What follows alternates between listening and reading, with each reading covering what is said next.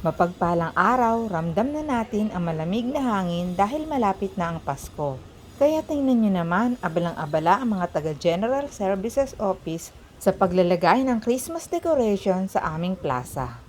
Bukod sa malapit na ang Pasko ay pinaghahandaan din ng pamahalaang bayan ang taunang pagdiriwang ng Alfonso Organico Festival.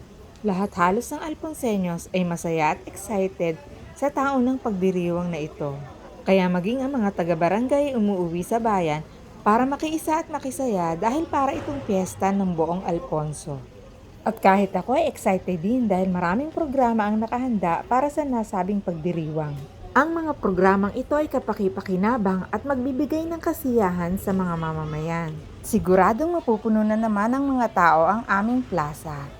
Kahit nga yung mga taga-Alfonso na naninirahan na sa abroad ay excited din at nagpapadala sila ng tulong bilang pakikibahagi sa gaganaping okasyon. Ba naman, edi kasaya nga ng lahat at taga-Alfonso ahoy!